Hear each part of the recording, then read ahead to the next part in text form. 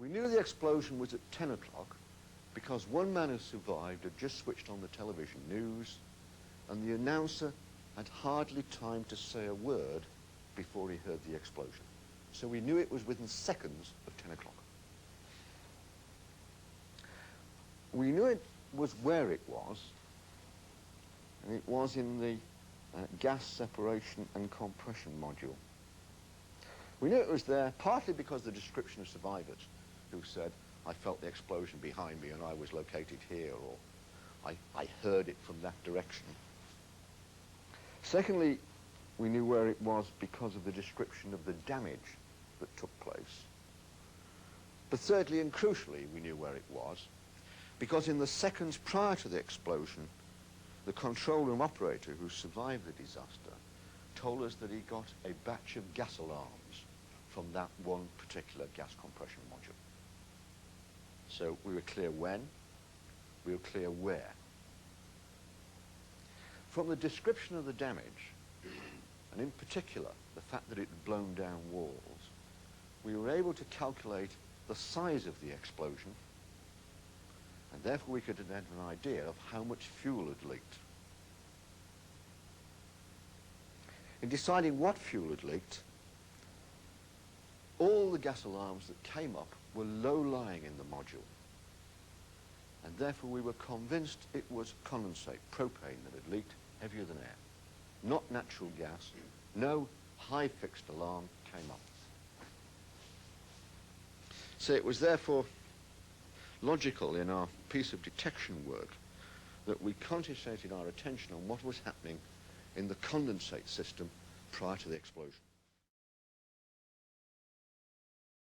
But at 9:45, the pump pressuring condensate to re-inject into the oil line tripped out.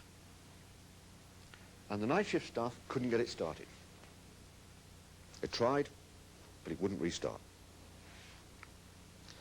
And they decided to recommission the spare pump. Now I say recommission because the night shift staff knew that during the day that spare pump had been taken out for maintenance. In fact, taken out for its major overhaul that was going to last a fortnight.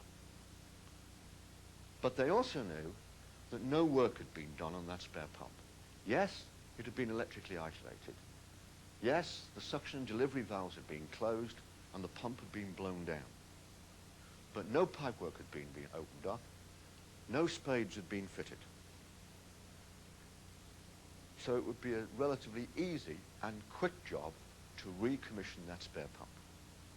Reconnect the electricity, open up the valves, and start the pump up.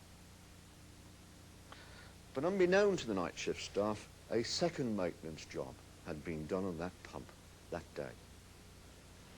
On the delivery side of the pump, a relief valve had been taken off for annual overhaul and resetting its pressure.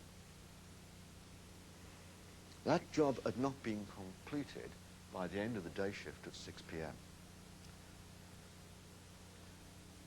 Overtime wasn't being worked, and so the people doing the relief valve overhaul decided to leave the completion until the next morning. And when the night shift crew repressured the spare pump, it was from the site of where that relief valve had been removed that the condensate leaked and caused the explosion.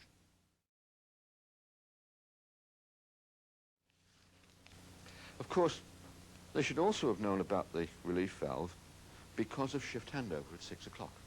And in fact the relief valve being taken off should have been in 3 shift handovers. The maintenance supervisor, the process operator of that module, and the process supervisor. It was in none of them. Maintenance supervisor survived, he was not told about it, and for the actions of the process operator and the process supervisor, they could not have known about it.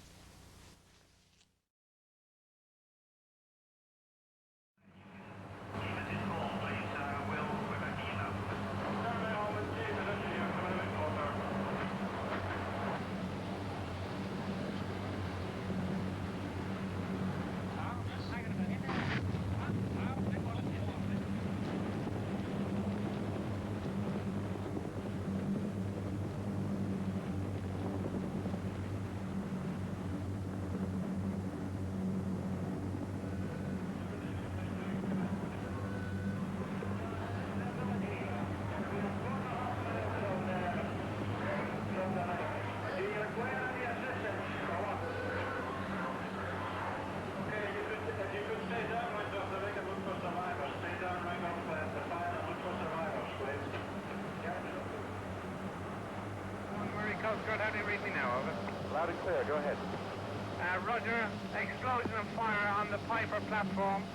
All personnel abandoned, over. On the 6th of July 1988, the North Sea oil production platform Piper Alpha exploded, killing 167